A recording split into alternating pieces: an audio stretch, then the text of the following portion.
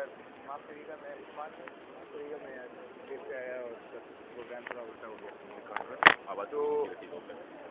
तो मुजफ्फरनगर पे बात करने के लिए थोड़ा हिंदी इंग्लिश मिक्स होगा थोड़ा सा, तो हाँ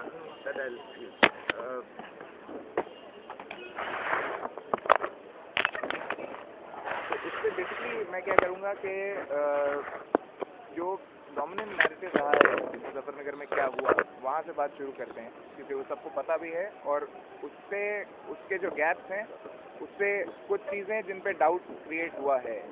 और राइट या कलेक्टिव वायलेंस की किसी भी इंस्टेंस में आप ये नहीं असर्टेन कर सकते हैं कि असल में एग्जैक्टली क्या हुआ, किसने किसको झापड़ पहले मारा, किसने किसको गाली पहले दी, वो कभी नहीं हो सकता है।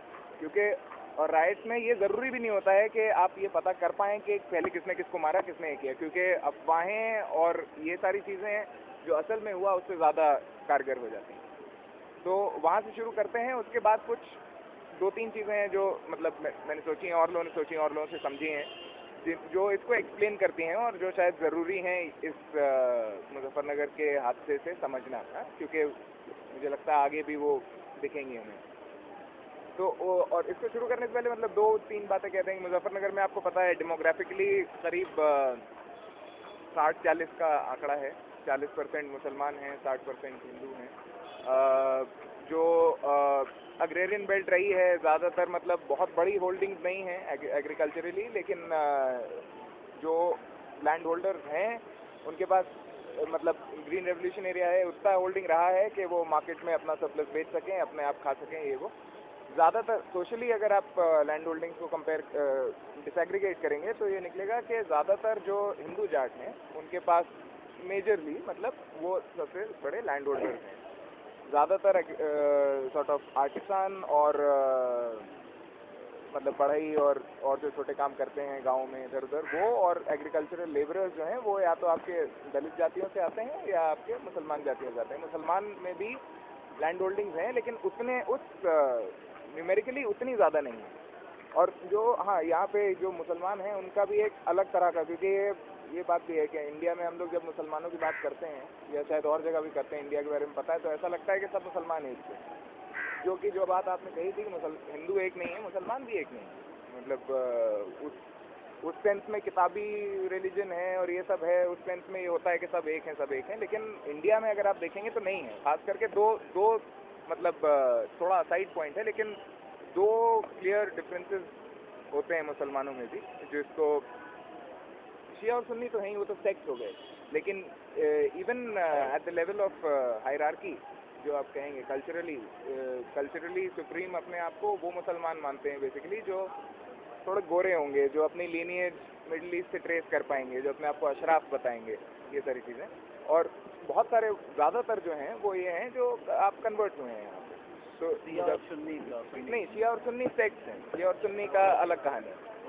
हाँ, तो बेसिकली डिफरेंसेस होते हैं मुसलमानों में यहाँ। हाँ, लेकिन यहाँ पे वो इसलिए कहना ज़रूरी है क्योंकि यहाँ पे जो मुसलमान हैं ज़्यादातर कन्वर्ट्स हैं, उनके खुद के सेल्फ आइडेंटिफिकेशन से भी ये निकल के आता है कि उनको अपने इसकी जानकारी है। मतलब कई सारे आप मुले जाट होंगे, मुले राजपूत होंगे, इस तरह से, तो वही सेम कास्ट है, सेम सोशल सेटअप का भाग है, लेकिन एक ये डिस्टिंक्शन है। लेकिन ये कहना इसलिए ज़रूरी है क्योंकि इससे ये पता चलता है कि जैसे और जगहों पे आप देखिए तो भाषा के तौर पे या कल्चर के तौर पे बहुत सारी डिफरेंसेस मिलती हैं, यहाँ पे आपको उतना डिफरेंस नहीं मिलेगा। और उसका कारण, उसके वजह से भी ये पॉसिबल था। अगर आप इस रीजन की राजनीति देखेंगे 60s से लेके 90s तक, या जो चरण सिंह और ये सब का राष्ट्रीय लोकदल का हाई टाइम था, वो बेसिकली जाट मुस्लिम सॉलिडारिटी, जाट मुस्लिम यूनिटी की बात करते थे। वो बात करना पॉसिबल था यहाँ पे, हाँ। तो ये कुछ चीज़ें हैं। और हाँ, अभी अगर आप मुजफ्फरनगर या इन रीजन्स को देखेंगे तो आप ये कहेंगे कि हाँ, एग्रीकल्चरली प्रॉस्पेरस रहे थे एक टाइम पे, लेकिन अभी स्टैग्नेट कर रहे हैं। अभी मतलब अगर आप देखिए उस पूरे इलाके में कहाँ एक यूनिवर्सिटी है, मतलब आपकी चौधरी चरण सिंह यूनिवर्सिटी, एक यूनिवर्सिटी पाई जाएगी। जो लोग अब एग्रीकल्चर से निकलना चाह रहे हैं, उनके पास निकलने के क्या रास्ते हैं वो मतलब पता नहीं है। तो इन सब चीज़ों से एक सेंस ऑफ एंग्जाइटी जनरेट होता है, जिसको हम कहते हैं ना कि एनर्जीज जनरेट होती हैं। अब वो एनर्जीज किस तरफ चैनल होती हैं, कैसे चैनल होती हैं, ये सब चीज़ें देखने की। खैर, अच्छा, मुजफ्फरनगर का अगर बात करते हैं तो ये बोला जाता है कि 27 तारीख को एक गांव था, कवाल गांव है, वहाँ पे ये जा रहे थे, गौरव और सचिन जा रहे थे अपनी बहन रितु के साथ। गौरव और सचिन कज़िन होते हैं जो मलिकपुरा में रहते हैं। वो कवाल में एक शाहनवाज करके आदमी था, उसने इनकी बहन को छेड़ा और उसमें कुछ झड़प हुई और इन लोगों ने उसको मार दिया, शाहनवाज को मार दिया। फिर शाहनवाज के गांव वालों ने इन दोनों को मार दिया और बस ये हो गया। तो उसके बाद क्या हुआ कि जाटों ने कहा कि महापंचायत बुलाई उन्होंने कि हमारी औरतों पे मतलब इस तरह से ये हो रहा है, उसके बारे में चर्चा करनी है। उसमें बहुत सारे लोग गए वहाँ। जब वापस आ रहे थे तो मुसलमानों ने और लोगों को मार दिया। उसके बाद एकदम स्पॉन्टेनियसली, एकदम बस जैसे गुजरात में भी एक्शन रिएक्शन, मतलब इसमें एक्शन रिएक्शन कहा नहीं है, लेकिन स्पॉन्टेनियसली वायलेंस हुआ। उसका कोई स्पॉन्टेनियस जब आप बोलते हैं या स्पॉन्टेनियस जब कोई बोलता है तो उसका एक मतलब होता है कि आप रिस्पॉन्सिबिलिटी किसी पे फिक्स नहीं कर सकते। ये मतलब इसकी जो कारण है इसके वो जस्टिफाइड हैं, क्योंकि स्पॉन्टेनियस था, सब लोगों ने इसमें, और ये होता है कि सब लोगों ने इसमें एंगेज किया। ये मतलब किसी का प्लान या किसी का स्पेशल इंटरेस्ट नहीं था इसे करने में, ये भावना सब में थी। तो ये स्टोरी होती है। अब इसमें अगर आप कवाल के ही मामले से शुरू कर लें तो उसमें कोई सर्टेनिटी, कोई क्लैरिटी नहीं है कि उस दिन हुआ क्या था। पुलिस रिपोर्ट में और शाहनवाज के जो परिवार हैं वो ये कहते हैं कि कुछ मोटरसाइकिल का भिड़ गई थी और उससे एक अल्टरकेशन शुरू हुआ था। इन दोनों ने मतलब झड़प हुई, इन दोनों ने और लोगों को बुलाया और इसको मार दिया, शाहनवाज को, और फिर उन लोगों ने इसको मार दिया। मतलब उनके गांव में हुआ तो उन्होंने इनको मार दिया। पुलिस एफआईआर में भी एक्सीडेंट का ही बात है। ई टीजिंग का कोई इंसिडेंट कहीं रिपोर्ट नहीं हुआ है। उस दिन जनसत पुलिस स्टेशन है जिसमें ये केस दर्ज हुआ था। और इवन जो ये फैमिली है जिससे ये लड़की होती है, उस लड़की को किसी जर्नलिस्ट से बात करने ज़्यादा दिया नहीं गया था, लेकिन जो कुछ लोग बात कर पाए थे, जिसमें से एक प्रोमिनेंटली श्रीनिवासन जैन थे एनडीटीवी वाले, तो उन्होंने एक मतलब फीचर इस पर किया था मुजफ्फरनगर वाले पे। उसके खुद के बयान में भी ये नहीं होता है कि मैं उस दिन या तो वहाँ गई थी या मैं किसी शाहनवाज को जानती हूँ या कुछ भी। उसने बेसिकली ये कहा था कि हाँ, मुसलमान लड़के छेड़खानी करते हैं, लेकिन क्या मैं वहाँ गई थी, नहीं, क्या मैं मतलब क्या ऐसा कुछ हुआ था, उसके खुद के बयान में भी ये निकल के नहीं आता है। लेकिन फिर ये इतना ज़रूरी नहीं रहता है कि एक बार अगर आपने इसको वो रूप दे दिया तो रितु क्या कहना चाहती है या नहीं भी कहना चाहती, उससे कोई फ़र्क नहीं पड़ता है। तो हाँ, ये मतलब मैं सिर्फ इसको देखना चाहता हूँ कि कुछ लिखा था तो थोड़ा सा जल्दी हो जाएगा। तो इसमें तो ये जो मैंने कहा कि ये रूप दे देते हैं आप इसको, वो कैसे होता है? इसमें आपका मीडिया का जो रोल है, खासकर लोकल मीडिया का, क्योंकि नेशनल मीडिया ने यहाँ पे इनका कवरेज थोड़ा रहा है, मतलब उतना फोकस नहीं रहा है। शुरुआत में जो रहा था जिससे कुछ डाउट्स क्रिएट हुए थे वो नेशनल मीडिया की रिपोर्टिंग से ही क्रिएट हुए थे। लोकल मीडिया में जो रिपोर्टिंग थी दैट वाज क्वाइट मतलब उस पर भरोसा करना ज़रा मुश्किल होता है, क्योंकि इसमें इस इंसिडेंट में, इस कवाल वाले इंसिडेंट में पर्टिकुलरली जो एक पॉइंट पर्सन था जिससे रिपोर्टिंग शुरू होती है, वो एक स्कूल टीचर था उन गांव का, पंकज सैनी करके। उस आदमी ने एक ये communal theory of the incident propagate किया था। उसको अगले दिन 28 तारीख को न्यूज़पेपर्स में रिले हुआ।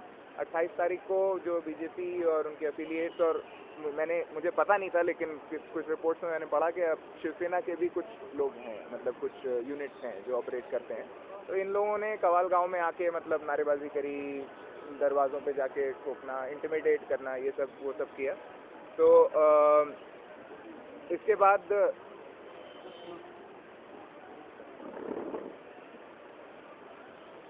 बाद और ये पूरा ब्यौरा देना, ये ऑनर वाला, इज्जत वाला ब्यौरा देना कि असल में वो दो जो हैं वो अपनी बहन की इज्जत बचाते बचाते शहीद हो गए। ये जो लाइन है ये सैनी साहब ने दी, और ये सैनी साहब उन लोगों के साथ भी थे जो अगले दिन जाके लोगों को धमका रहे थे, डरा रहे थे, ये सारी चीज़ें कर रहे थे। इसके कुछ दिन बाद ये होता है कि जो एक संगीत सोम हैं जो सरदना से एमएलए होते हैं, उन्होंने एक वीडियो जारी किया अपने फेसबुक पेज पे कहते हुए कि जिसमें कुछ लोग थे मिल के, मुसलमान दिखते हुए लोग, कुर्ता पजामा दाढ़ी वाले, जिन्होंने 2 लड़कों को मारा था। और उन्होंने ये क्लेम किया कि ये वीडियो वो कवाल वाले गांव में शूट हुआ था और ये वो दोनों लड़के हैं जिनको मारा गया था। जबकि कुछ दिनों बाद ये पता चलता है, स्टेट एजेंसीज वेरीफाई करते हैं कि ये वीडियो 2 साल पुराना है, सियालकोट में शूट हुआ था, पाकिस्तान में शूट हुआ था और एकदम मतलब इसमें फर्जी है। लेकिन फिर उसका ना तो उसमें कोई अपॉलॉजी आती है, ना उसका कोई ये होता है कि मुझसे ये हो गया, असल में ऐसा था, इस तरह का कुछ नहीं होता है। उसका काम जो था उन्होंने कर दिया।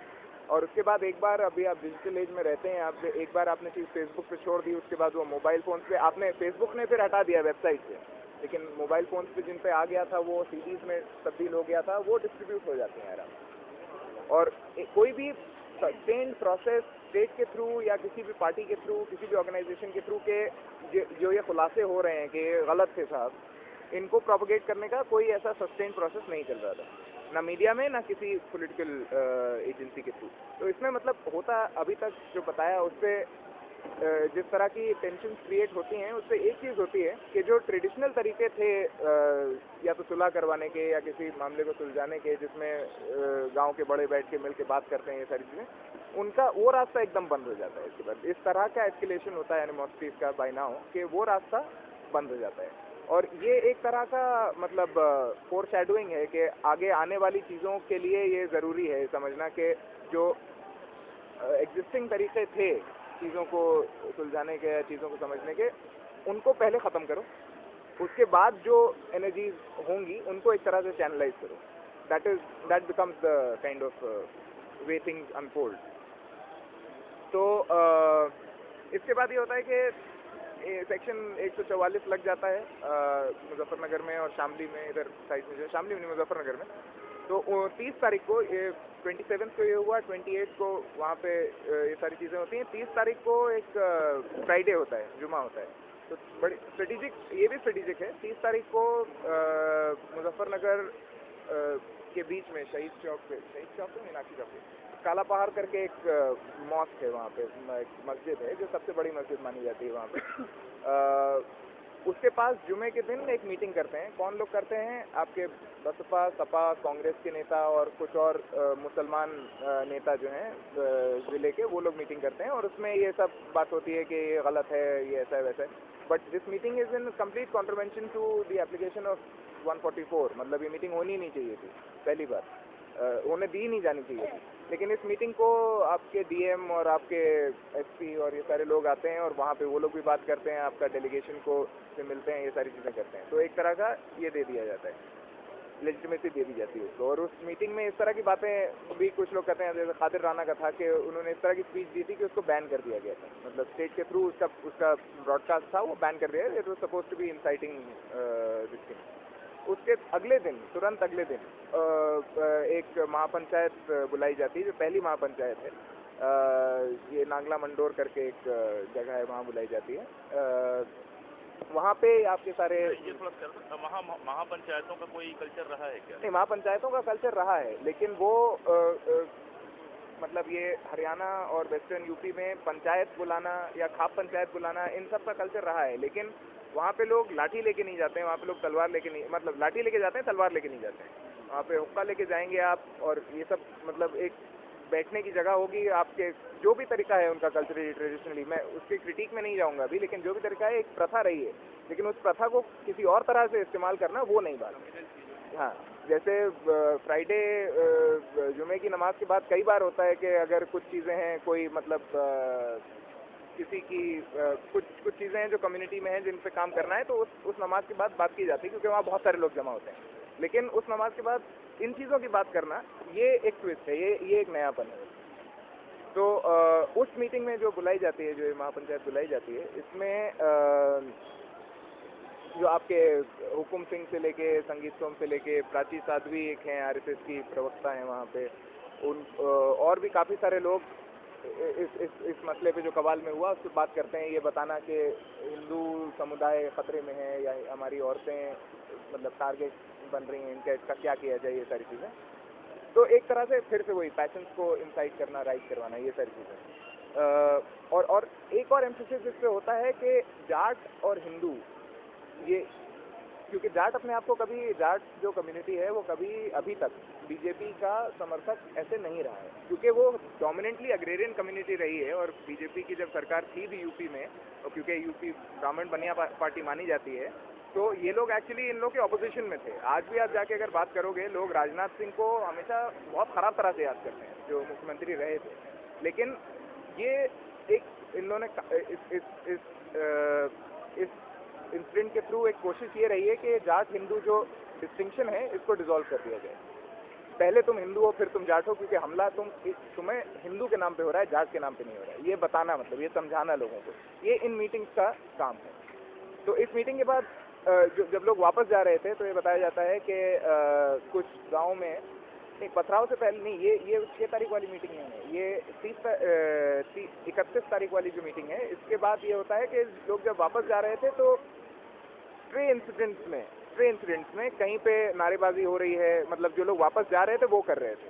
कहीं पे किसी गांव में मतलब पथराव हुआ कि एक डेथ का इंसिडेंट बताया जाता है, लेकिन उसका भी फिर अगेन असर्टेन ना तो पुलिस कर पाती है ना कोई और कर पाता है कि क्यों एग्जैक्टली मारा गया। लेकिन एक आदमी को मार भी दिया जाता है, जो सीमिंगली इन लोग जो रिटर्न कर रहे थे पंचायत से, उन लोगों ने किसी को मार दिया था किसी गाँव में।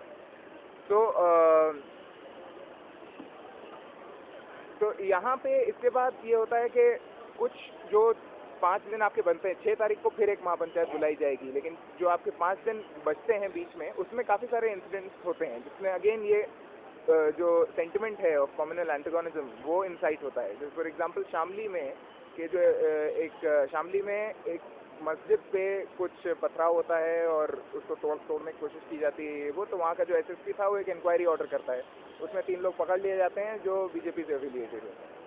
तो और उसके बाद जो हुकुम सिंह हैं, जो वहाँ के नेता होते हैं, बीजेपी के नेता होते हैं शामली उस इलाके के, वो उस पर ये चार्ज देते हैं कि क्योंकि ये मुसलमान है इसलिए ये हिंदू लोगों को टारगेट कर रहा है। एक और सेपरेट केस था एक औरत की रेप का, जो हिंदू औरत होती थी, वो कहते हैं कि उस पर तो कुछ काम नहीं कर रहे हैं, हम हमारे लोगों को पकड़ रहे हैं क्योंकि ये मुसलमान है और ये मतलब हिंदुओं को टारगेट कर रहे हैं। तो अपना स्टेट में रह के अपना ये औहदा इस्तेमाल कर रहे हैं इस तरह से। और इसके बाद मतलब इतना बोल देने से कोई आप हुकुम सिंह को ये नहीं कह सकते कि आपने गलती किया, लेकिन कुछ और जो इंसिडेंट्स होते हैं उसके बाद उससे आप रिकग्नाइज कर सकते हैं कि उसका एक फॉल आउट रहा है। 3 औरतों का रेप किया जाता है, 3 मुसलमान औरतों का रेप किया जाता है, और जो रेपिस्ट होते हैं वो नकाबपोश होते हैं। तो ये मतलब एक तरह अगर आप इसको समझने की कोशिश करें तो there is a continuity between this and that, कि जो यहाँ बोला गया था और यहाँ जो सेंटिमेंट्स क्रिएट किए जा रहे थे और जो एक्शंस ऑन द ग्राउंड हो रहे थे वो किस चीज़ में ट्रांसलेट हो रहे थे। तो इसके बाद ये जो इंसिडेंट एक ही इंसिडेंट था शामली वाला, इनसे होता यह है कि state administration by now is in a position के उसको कुछ ना कुछ करना है, उसको दिखाना है कि हम कुछ ना कुछ कर रहे हैं, और ये दिखाने की कोशिश में कि हम माइनॉरिटीज़ की सेफ्टी इंश्योर कर रहे हैं। वो जो कवाल वाला इंसिडेंट था उसमें अभी तक FIR हुआ था, अभी तक चार्जेस प्रेस नहीं हुए थे। चार्जेस वो जाट के अगेंस्ट प्रेस करते हैं, मुस्लिम के अगेंस्ट नहीं करते। ये जब वो करते हैं तो ऑलरेडी जो आपके बीजेपी और RSS के और लोगों ने एक माहौल बना के रखा था कि स्टेट ही आपको परसिक्यूट कर रहा है और मुसलमान तो हमको मार रहे हैं और स्टेट हमें परसिक्यूट कर रहा है, वो सेंटिमेंट इस मतलब ये FIR में उनके खिलाफ चार्जेस प्रेस करवाने से, उनको तो ये लोग शहीद बता रहे थे और शहीदों के अगेंस्ट तो आप दफा लगा रहे हो, और जिन लोगों ने मारा, जो बारबेरियन होड ने मारा, उसको आप छोड़ दे रहे हो। उसके बाद ये होता है कि 7 तारीख को ये लोग एक महापंचायत फिर से बुलाते हैं, जिसको ये बोलते हैं माँ बहू बेटी महापंचायत, और ये फिर से वहीं नागला मंडोर में होती है, और इसमें करीब 1 लाख से ऊपर लोग के आने की मतलब रिपोर्टिंग है, ये सब चीज़ें हैं। और ये ऑफकोर्स स्टेट को पता होता है क्योंकि पब्लिक अनाउंसमेंट है कि पंचायत करेंगे, लेकिन उसको रोकने की अभी भी वो कोई कोशिश नहीं करते हैं। और ये भी रिपोर्ट्स हैं कि लोकल इंटेलिजेंस यूनिट्स जो होते हैं और ये सारी चीज़ें, उन्होंने ये क्लियरली बताया था कि कोई भी लार्ज कॉन्ग्रीगेशन अगर होगा तो that is going to be harmful to social harmony, whatever, because there is an influx of people from political parties, etc. There were also reports of armed groups basically coming in these processions या जो भी on either side, because दोनों तरफ political actors involved हो गए थे, लेकिन उसको ये होने देते हैं। और इस महापंचायत में फिर से मतलब सब तरह की बातें होती हैं। आपके वीएचपी के जो एक चंद्रमोहन प्रसाद हैं जो लोकल हेड हैं, और मतलब ये मेंशन करना इसलिए ज़रूरी है क्योंकि 2 साल पहले तक इन लोगों की कोई पूछता नहीं था यहाँ पे। इस इलाके में कोई ना तो पकड़ थी, ना ये लोग कुछ करते थे, ना कोई पूछता था इनको, इसलिए। और एकदम से आप 1 लाख लोगों को संबोधित कर रहे हैं इतने इंपॉर्टेंट मसले थे, इतने मतलब टची मसले थे। एकदम से आप नेता के रूप में आ जाते हैं, एकदम से आप लोगों को मॉरलिटी बता रहे हैं और बता रहे हैं कौन तुम्हारा दुश्मन है, कौन तुम्हारा दोस्त है। एक बहुत बड़ा चेंज है। मतलब कल अगर आप या हम किसी को 1 लाख लोगों को संबोधित कर रहे हो कि क्लास स्ट्रगल हो रहा है, तो मतलब वो तो नहीं होता है ना, लेकिन यहाँ पे ये हो रहा था। तो और इसमें इस मीटिंग को कहा जाता है कि, और इसके बाद इस मीटिंग के बाद जो लोग वापस जा रहे थे उसमें 2 जगह पे, बस्ती कलान और एक और गांव है, वहाँ पे अटैक्स होते हैं जो काफ़ी, मतलब ये भी अगेन असर्टेन नहीं है किसने किया, लेकिन काफ़ी क्लियर है कि मुसलमान आर्म्ड ग्रुप थे जिन्होंने किया। बस्ती कलान में खास करके कहते हैं 3 से लेकर 30 तक कितने भी लोग मारे गए थे वहाँ पे, क्योंकि 3 बॉडियाँ मिली थी और कहा जाता है काफ़ी सारी बॉडियाँ वो कैनाल में बहा दी गई। हाँ, जंगल, अपर गंगा, जौली कैनाल। तो उस इंसिडेंट के बाद ये होता है कि अगले दिन से जो भी एक तरह से फ्लशिंग आउट होना शुरू होता है। तो जो गांव में मुस्लिम माइनॉरिटी में हैं और जहाँ पे एक एंटी मुस्लिम सेंटिमेंट काफ़ी स्ट्रांग है, वहाँ पे एकदम बुरी तरह से उस गांव में पर्टिकुलरली, क्योंकि लोग एक दूसरे को जानते हैं, मामला इतना संगीन नहीं है, वहाँ पे लोग बाहर से आते हैं। मतलब ये रिपोर्टेड है कि कुछ प्रधानों ने बताया था कि 5-7 लोग बाहर से आए और उनको कुछ लोग और हैं जो बता पाएँ कि मुसलमान टोला उस तरफ है, मुसलमान घर उस तरफ है, वहाँ पे आप कम से कम समय बिताइए और जो भी मारपीट करना है, लोगों को भगाना है भगाइए और निकल जाइए।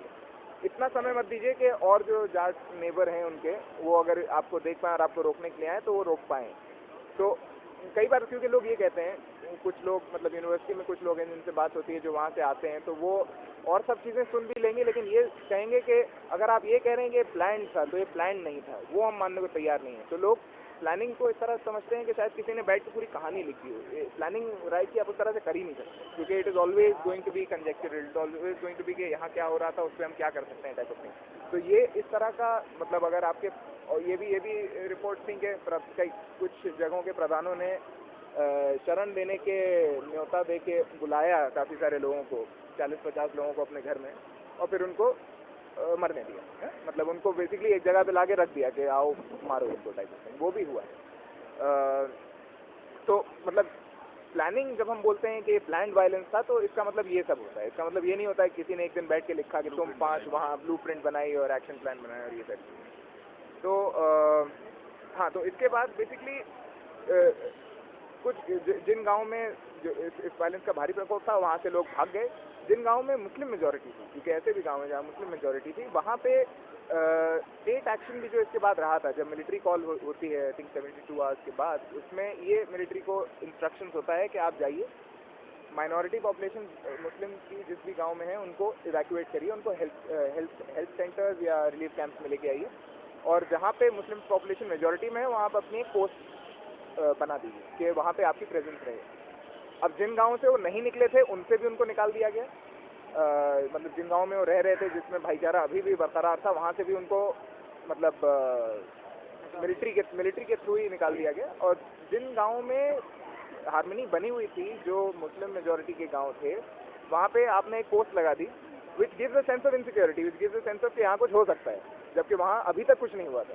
तो एक सेंस ऑफ अगेन मिसट्रस्ट जो क्रिएट होना शुरू होता है। स्टेट एक्शन इसको परसीव नहीं कर पाया, उसने जो भी करने की कोशिश करी उसमें जो हो रहा था उसको और डिटीरिएट करता गया वो।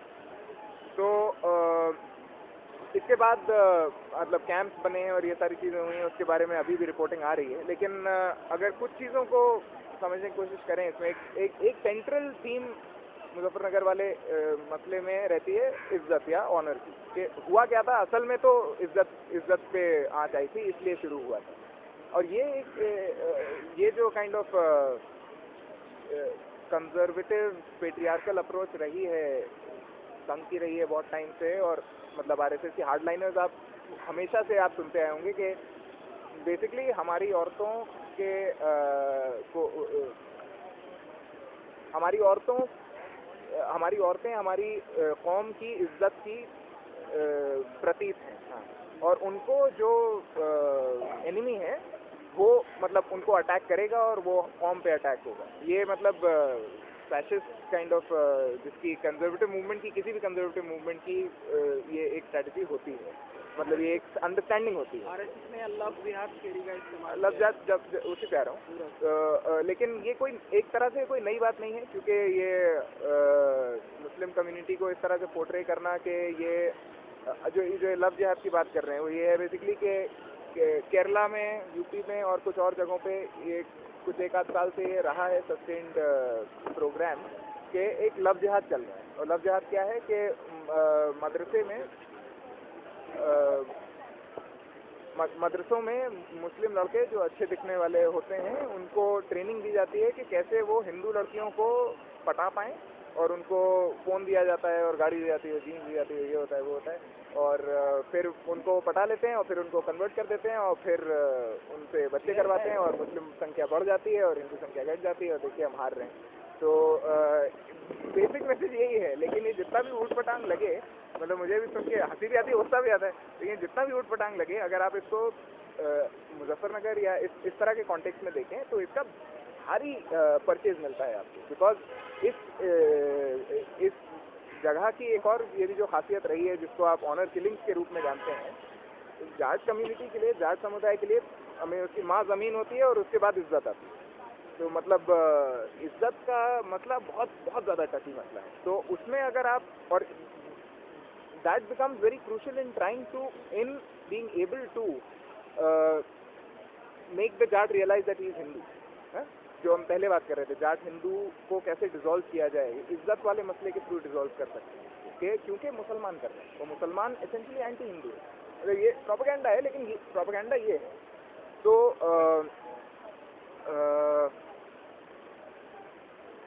हाँ, तो ये एक तरह से नई बात नहीं है, क्योंकि बहुत समय से, मतलब मैं आप सबसे शायद छोटा हूँ यहाँ पे, लेकिन मैंने भी सुना है प्रवीण तोगड़िया हो गए, अशोक सिंघल हो गए, स्टेज पे खड़े होकर बोलते हैं हम 5 हमारे 25, वो तो यही करना चाहते हैं। एज दो मुस्लिम कम्युनिटी इस तरह की है कि वो बच्चे पैदा करने को एक पॉलिटिकल स्ट्रेटजी मानती है, जैसे पॉलिटिकल सुप्रीमेसी हो जाएगी हमारी अगर हम इस तरह से करेंगे। तो एक तरह से नई बात नहीं है, लेकिन अगर हम इसको हल्के में लें तो भी हम गलत होंगे, क्योंकि यही बातें उन स्टेजों से उन लाखों लोगों को भी बताई जा रही थी और उनसे लोगों के पैशन इंसाइट किए जा रहे थे। और ये बहुत ज़रूरी भी है एक तरह से, अगर आप इसको, और मैं उस तरह से देखता हूँ कि अगर ये कम्युनल फैशिज्म है, तो जो आपकी एनिमी है, जो अदरिंग की प्रोसेस एक बोलते हैं, जो आपके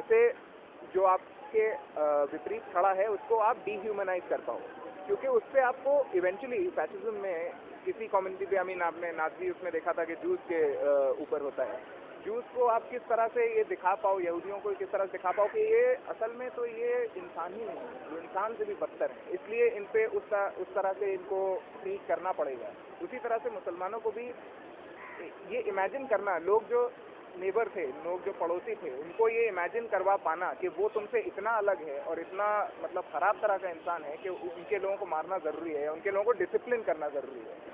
एक राइट होगा उसमें मारेंगे, लेकिन बाद में डिसिप्लिन तो करेंगे। मतलब मोदी को भी अब 2002 करने की फिर से ज़रूरत नहीं पड़ेगी, क्योंकि उसने वहाँ मार दिया, उसके बाद डिसिप्लिनिंग एक तरह से गेटवाइजेशन और डिसिप्लिनिंग कर रहे हैं। दूसरा जो इसमें, तो एक ये कल्चरल लेवल पे, साइकोलॉजिकल लेवल पे जो एक सेंसिबिलिटी बनाना, उसमें लव जिहाद और ये सारी चीज़ें आती हैं। दूसरी जो बहुत स्ट्रॉन्ग, और ये भी कोई नई बात नहीं है जो मैं कहने वाला हूँ, दूसरी जो अंडरस्टैंडिंग है वो ये है कि जो स्टेट है, जो राज्य है, वो पाकिस्तान है, वो आपकी नहीं सुनेगा, वो आपकी नहीं मानेगा। जो लोग पावर में हैं, जो लोग सत्ता में हैं, वो असल में जो माइनॉरिटीज़ हैं, जो अल्पसंख्यक हैं, उनकी जी हुजूरी करते हैं, क्योंकि उन्हें वोट देते हैं। ये और इसलिए वो आपके हितों को मारते हैं। इलेक्टोरल डेमोक्रेसी का पूरा जो सार है, इन्होंने इतने में, एक सेंटेंस में ये लोग ख़त्म कर देते हैं, तो इतना ही मानते हैं। तो जो एकदम ही मतलब इस आइडिया को कि अल्पसंख्यक, उनको हम अल्पसंख्यक बोलते भी इसलिए हैं क्योंकि उनको स्पेशल राइट्स चाहिए हैं, क्योंकि they can not do just standard right, they need something else to come to the same level at which the majority stand. That is the idea, but उसको कम्प्लीटली ये हो जाता है। अब इसमें दो तरह के, अगर आप देखेंगे इसमें किस तरह की चीज़ें दी जाती हैं, कही जाती हैं जस्टिफिकेशन के लिए, तो एक तो उस तरह का हो गया जो शामली के जो एसएसपी थे, उन पे जिस तरह का आरोप लगाया जाता है कि मुसलमान जो स्टेट में हैं वो अपना वो मुसलमान पहले हैं और भारतीय बाद में हैं और अपनी स्टेट में रह के अपना ओहदा इस्तेमाल करके ये सारी चीज़ें करते हैं। और दूसरा तो ये तो मतलब एक तरह का इमीडिएटली इस पे आप रिएक्ट करते हो। और दूसरा जो इसका पहलू है, जो एक और तरह की स्टेट प्रैक्टिस का इस्तेमाल करता है, वो ये है कि देखिए मरता तो ब्राह्मण भी है, लेकिन ये लोग स्कीम निकालते हैं मुसलमानों के लिए, या ये लोग स्कीम निकालते हैं दलित के लिए। इस केस में हम मुसलमानों के बारे में बात कर रहे हैं, और केसों में आप और चीज़ों के लिए। रिजर्वेशन पे ये बहुत आपको स्कूल पे आपको सुनाई देती हैं सारी चीज़ें कि ऐसा तो नहीं है कि कोई कास्ट हिंदू गरीब नहीं है और ये लोग तो देते हैं रिजर्वेशन उन लोगों को। सेंस ये क्रिएट करना कि जो स्टेट है वो पाकिस्तान है, वो आपकी नहीं मानेगा। और स्टेट फेलियर जो होता है वो एक आपके लिए कारण बन जाता है कि आप उसकी बात, आप रूल ऑफ लॉ को नहीं मानेंगे, आप स्टेट को कैप्चर करेंगे एक तरह। तो state failure, I mean weakness of the state को एक आर्गुमेंट, जस्टिफिकेशन बता देता है। स्टेट अगर वीक है तो उसको जस्टिफिकेशन बताता है कि हमें चीज़ें अपने हाथ में लेनी पड़ी, बेसिकली ये है। तो हम रूल ऑफ लॉ से परे हो गए, जस्टिफाइड हो गए, ये सारी चीज़ें हो गई। तो ये दोनों चीज़ें खास करके एक sense of, because in rights के लिए या किसी भी और मेजॉरिटेरियन कम्युनल राइट के लिए आपको एक सेंस ऑफ मेजॉरिटेरियन विक्टिमहुड चाहिए होता है, जो कि एक पैराडॉक्स है, जो कि एक असल में अजीब सी बात है कि आप मेजॉरिटी में भी हैं उस इलाके में, आप संपन्न भी हैं उस इलाके में, आप मतलब वहाँ के बड़े भैया भी हैं उस इलाके में, लेकिन तब भी आप विक्टिम भी हैं उस इलाके में। अब ये सेंस क्रिएट करना 2 हफ्ते की बात नहीं होती है, जैसे राइट्स में होता है ना कि सब स्पॉन्टेनियस था, ये ऐसा था, ये वैसा था। ये 2 हफ्ते में नहीं होता है कि एकदम से पूरा समुदाय समझने लगे साला हम पे तो हमें मार पड़ रही है। सॉरी, ये क्रिएट करना, इसका एक ग्राउंड वर्क आपको लंबे समय से ले करना होता है। इसमें इमीडिएट आपको ट्रिगर्स चाहिए होते हैं, इमीडिएट फैक्टर्स चाहिए होते हैं। जैसे इस केस में जो मीडिया का रोल रहा है वो बहुत क्रूशियल था कि मतलब जिस तरह की रिपोर्टिंग, कुछ इंस्टेंसेस में एकदम मिसलीडिंग रिपोर्टिंग हो रही है कि मुसलमानों का आतंक या इस तरह का कुछ, और उन 2 लड़कों की फ़ोटो निकालना जो मर गए थे, गौरव और सचिन की फ़ोटो निकालना, और शहनवाज का चेहरा किसी को नहीं मालूम अभी तक। मरा तो वो भी था, सब गलत थे, ठीक है, 2 की निकाली, एक और की निकाल देते। और इस कॉन्टेक्स्ट में जहाँ पे उन 2 लोगों को एक तरह से शहीद बताया जा रहा है और मतलब ये सारी चीज़ें हो रही हैं, और ये शहीद बताने वाला मसला भी मज़ेदार तो नहीं है, लेकिन इंटरेस्टिंग है और हर जगह यूज़ होता है। पटना में जो रैली में बॉम्ब ब्लास्ट हुए थे, उसमें जो लोग मरे थे, उसके बाद एक यात्रा गई थी उनकी अस्थियाँ लेकर, ये भी शहीद है। ये चीज़ें खासकर हम लोग के यहाँ एक बहुत स्ट्रॉन्ग इमोशनल रिस्पॉन्स क्रिएट करता है। और दिस अदर थिंग के मतलब मैंने सिर्फ अपने ऊपर ही रख के भी सोचा है, और जिन लोगों को जानता हूँ उन पर रख के सोचा है कि हम जब भी समुदायों के रूप में सोच रहे होते हैं, हम कभी we are never kind of rationally thinking, we are हमेशा एक इमोशनली रिस्पॉन्ड कर रहे होते हैं, हमेशा उस तरह से जानते भी हैं कि हाँ ये लोग तो ऐसे होते हैं। क्योंकि आप बुर्का क्लैड औरत को अगर आप यहाँ देखेंगे तो एक ये नहीं आप सोचेंगे कि ये बुर्का क्यों पहने हैं, आपको कुछ और चीज़ें फील होना शुरू होंगी। आप बुर्का पहने ऐसे होते हैं, ये है, ये वो है, ऐसा है, वैसा है।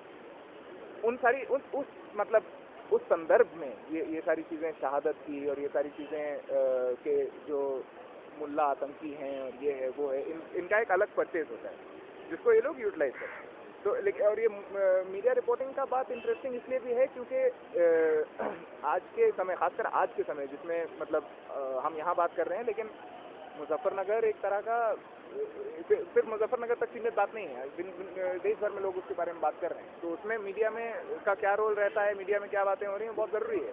और मीडिया के थ्रू आप बेसिकली राइट का इंटरप्रिटेशन निकाल रहे होते हो, आप ये बता रहे होते हो कि क्या हुआ था। तो राइट मुजफ्फरनगर में वो ख़त्म नहीं हो जाता है, उसका एक पहलू मीडिया में भी चल रहा होता है, और उसमें रिपोर्टिंग जो इंटरप्रिटेशन ऑफ राइट होती है वो भी एक स्टेज होता है बेसिकली राइट।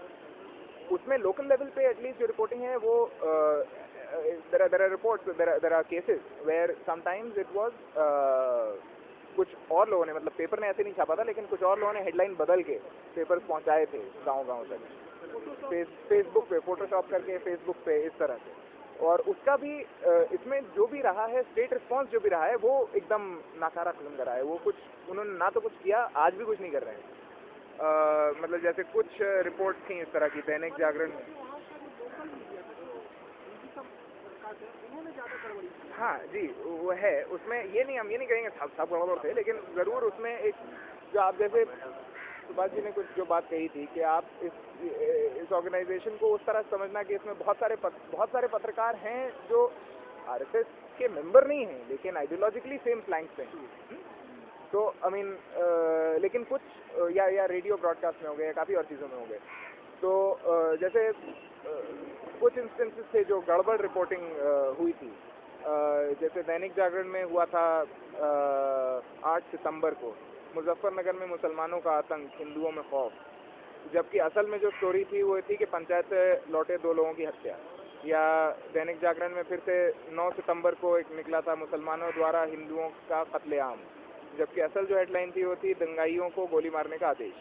तो ये, और इसके बाद ये स्टेट रिस्पांस क्या रहता है इस पर, तो ये तो आप देख रहे हो कोई बदमाशी कर रहा है तो उसको स्टेट रिस्पांस ये रहता है कि आप या तो आप पहुंचने नहीं दोगे न्यूज़पेपर, आप सारे न्यूज़पेपर चेक करोगे और पहुंचोगे, तो इन्फॉर्मेशन फ्लो आप रोक देते हो।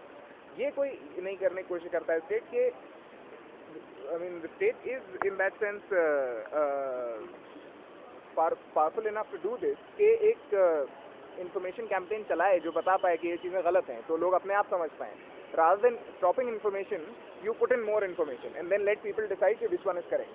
But that they did not try to do. What they did was scuttle information. What they did was cut off information, which again leaves you, आप कहाँ से अपना मतलब अपना आप लिंक कहाँ से लोगे, फिर जो चीज़ें आपके अराउंड हैं वहाँ से लोगे। तो ये कुछ चीज़ें हैं। I mean, इसके बाद आप जानते हैं कि जो उन्होंने अचीव किया है वो ये है कि सेग्रीगेट हो गए हैं। या तो जो मुसलमान रिलीफ कैंप से अब वापस जा रहे हैं, या तो वो शहर छोड़ के जा रहे हैं, अपना ज़मीन बेच के जा रहे हैं, या तो वो उन गांव में जा रहे हैं जहाँ पे मुस्लिम मेजॉरिटी है। तो एक तरह से जो एक मिक्स कल्चर था वो सेग्रीगेटेड कल्चर हो गया, गेटोइजेशन हो गया, पोलराइजेशन। ऐसी कुछ खबरें आई हैं, रिपोर्ट्स आई हैं कि जो रिलीफ कैंप में मुस्लिम रह रहे हैं उनसे एडमिनिस्ट्रेशन कह रहा है कि जो आपको पैसा दिया जा रहा है आप लीजिए और जाके कहीं और बचिए, वहाँ नहीं जाइए जहाँ आप थे। ये एक कंडीशन बनाई थी एफिडेविट पे जिसको कोर्ट ने एक्चुअली स्ट्राइक डाउन कर दिया था, लेकिन जब तक कोर्ट ने उसको स्ट्राइक डाउन किया था तब तक काफ़ी सारे लोगों ने वो पैसा ले लिया था कि 5 लाख रुपए देंगे लेकिन एक एफिडेविट पे साइन करवाएंगे जो ये कहेगा कि आप वहाँ वापस नहीं जाएंगे जहाँ पे आप रह रहे थे, तो आप कहीं और बचिए। तो और रिलीफ कैंप से लोग जो वापस जाना चाह भी रहे थे, अगर अक्टूबर की बात थी, अक्टूबर में 1 महीना हो जाता था, उनको जाने का मतलब एक लेवल पे तो आप मीडिया में कुछ रिपोर्ट्स आप इस तरह की देख रहे हो कि जाट कह रहे हैं कि नहीं वो हम चाहते हैं वो वापस आ जाएं, और दूसरी तरफ कुछ 2 रिपोर्ट्स थी। एक रिपोर्ट ये था कि कुछ लोग वापस गए थे उनको मार दिया गया, मैं गाँव बता सकता हूँ कौन सा था, लेकिन और दूसरी रिपोर्ट ये थी कि शामली में एक महिला कैंप से बाहर निकलती है और उसका रेप हो जाता है। तो उस सेंस में एक क्लियर सेंस ऑफ गेटोइजेशन की जब तक तुम और कैंप्स में एक और इंटरेस्टिंग बात ये थी कि स्टेट ने बेसिकली ये कह दिया था कि कैंप्स की जो चलाना है कैंप्स वो कम्युनिटी अगर चलाए तो वही बेहतर है, क्योंकि अभी ट्रॉमा है लोगों को, अभी वो उनके भाई बहन अगर उनको देखें तो बेहतर है। और इस पर बहुत सारी रिपोर्टिंग रहेगी कि स्टेट ने किस तरह से रिलीफ कैंप्स नहीं चलाए हैं या चलाए हैं तो बहुत मतलब बेकार हालत में चलाए हैं। तो ये एक विक्टिमाइज्ड मेजॉरिटी को, एक वल्नरेबल मेजॉरिटी को अगर ये सेंस मिलता है कि उसका कोई नहीं है बल्कि सिर्फ उसके भाई बहन जो मतलब उसकी कम्युनिटी के लोग हैं, दैट इज मतलब आपने एक परफेक्ट ग्राउंड क्रिएट कर दिया है उन लोगों के लिए जो रिलीजन के नाम में आएंगे और आपको वर्गलाएंगे और आपको जो आप ये कह रहे थे जो माइनॉरिटी का कम्युनलिज्म होता है वो करेंगे। तो इन गए थे तो वहाँ पे बता रहे थे कि केवल हिंदू पार्टी फोर्स नहीं था। मैं बस आखिरी बात ये कह रहा हूँ कि मतलब किन लोगों के पास फिर अगर स्टेट ने अपना ये रिस्पॉन्सिबिलिटी एब्डिकेट कर दिया तो किन लोगों के पास वो चीज़ें हैं कि वो कैंप से चला पाएँ। सबसे पहला नंबर आता है जमात-ए-इस्लामी का, काफ़ी कैंप चला रहे हैं लोग वहाँ पे, और मतलब जगहों से मतलब कुछ जो दोस्त मेरे भी गए थे वो बताते हैं। एक और जो चीज़ है वो रिपोर्ट होती है कि मास मैरिजेस हो रही हैं, ऑन मास मैरिजेस हो रही हैं, बहुत सारे लोगों की शादियाँ हो रही हैं वहाँ पे, कि लोगों को अगर अपना कल का ही ये भरोसा नहीं है कि क्या होगा क्या नहीं होगा, उसमें वो इस तरह के बड़े बड़े डिसीजंस भी ले रहे हैं जल्दी जल्दी। कई सारे लड़के, कई सारे मदरसों से लोग आते हैं, दूर दूर से, बिजनौर से आ रहे हैं, बहरीच से आ रहे हैं, जहाँ से भी आ रहे हैं, एकदम से लोग मतलब आधा घंटा बात किया और अपने 3 लड़कों को कहा कि अच्छा आप ले जाइए। मतलब इस तरह के डिसीजंस जो मतलब एक तरह से आपके लाइफ के लिए फॉर्मेटिव डिसीजंस होते हैं, लोग यूँ ले रहे हैं वहाँ पे। और एक और मतलब एक तरह से स्टेट के इनएक्शन ने एक ब्रीडिंग ग्राउंड क्रिएट कर दिया है कि जो माइनॉरिटी कम्युनलिज्म है वो इन कैंप के थ्रू चल सकती है। और आपने ये एफिडेविट वाला जो हम लोगों ने बात किया, इस तरह का जो रिहेबिलिटेशन का बात है, वो आपने इस तरह के ग्राउंड किए हैं कि रिहेबिलिटेट करेंगे लेकिन कहीं और करेंगे। And there are also reports just to finish off distress sale of land also in this region. इन लोगों का क्या होगा? जो आप कहते हैं कि करीब 60,000 लोग डिस्प्लेस हुए थे, तो 60,000 लोगों में से अगर कुछ ही लोग वापस जा पाते हैं, और लोगों का क्या होगा? They basically become semi-militarized labor force in other kind of cities, etc. Their land is being sold here, and they are becoming laborers or whatever else somewhere else. So this, I mean, I'll end on that. उसके बारे में और कल बात करते हैं।